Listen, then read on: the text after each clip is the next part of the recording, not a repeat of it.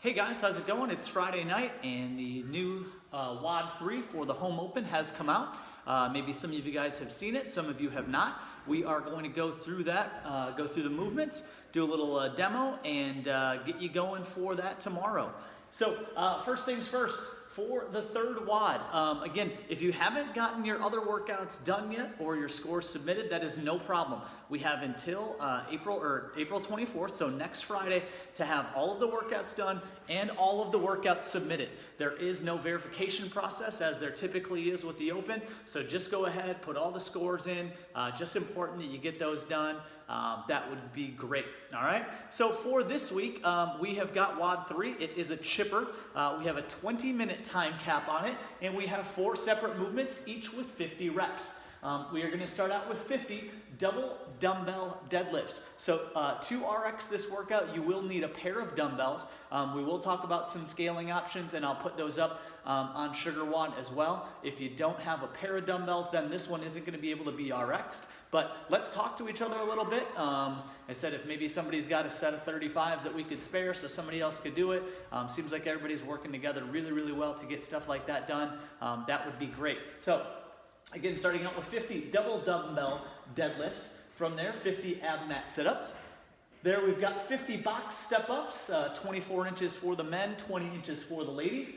And then we have 50 single arm thrusters. Again, those single arm thrusters will be done at the same weight, which is the RX is 50, 35, 50 for the men, 35 for the ladies. That would just be for one single dumbbell needed for that. So real quick, I'm going to go through, demonstrate those movements, and we're going to talk about some scaling options. Like I said, we'll also write those scaling options up in Sugar WOD as well, so that you guys have got access to everything, every different way to do them. So starting out with those 50 double dumbbell deadlifts, a movement that I don't love to do myself, to be honest with you. One thing that you want to make sure that we're doing is still doing a deadlift correctly, in which the hips and shoulders are raising in unison, and then we're standing all the way up. We don't want you to just bend yourself right over where the hips are not moving and the shoulders are. We don't want to have a Romanian deadlift there. Also, when doing the double dumbbell deadlift, you only want the front head dumbbell to touch the floor, all right? You don't have to go all the way down to the floor with both heads, just that front one. Again, so you've got 50 of them. 1, 2, 3, all right? You've got 50 of those. For some of you that are kind of pushing it a little bit, as far as the weight goes, I definitely recommend breaking those up. For those of you that are fairly confident with their 50 and 35s, good chance you're going to be able to go straight through with those 50 dumbbell deadlifts. From there, guys, we're going to go right into 50 ab mat sit-ups. Well, I don't even have an ab mat. I'll use a yoga mat. Of course, points of performance when we're doing our ab mat sit-ups is that we're making sure that those shoulders are touching the ground back behind us, and that we're coming all the way up so the shoulders are passing in front of the plane of the hips. We don't want to shortchange ourselves, just touching the heels maybe. Always good. Get the shoulders all the way up in front of those hips. From there, we've got 50 alternating box step-ups. I've got my box set to 24 inches. And of course, here with the box step-ups, pushing ourselves up, pulling ourselves up, bringing our body into full extension at the top, switching feet to, you've got 50 of those. Thank God those do not have any dumbbells involved. And then from there, we will have 50 single arm dumbbell thrusters. Now, there was no specifications in the standards as to when you need to alternate. My recommendation would be maybe to alternate every 5 or maybe even 10 if you can. But try to make sure you're getting 25 done on each side.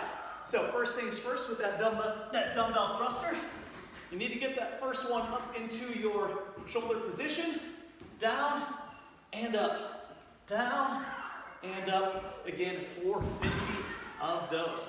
So for scaling options, guys, if you don't have double dumbbells, you can always go with whatever you do have. It might be a lighter weight, or we could go with an appropriate piece of equipment, maybe our odd object, or obviously a barbell would work as well.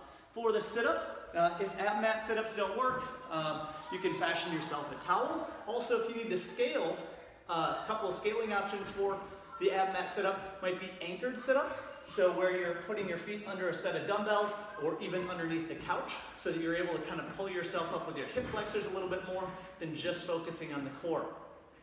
The other thing that we can do to scale the sit-ups would be our knee pull-ins.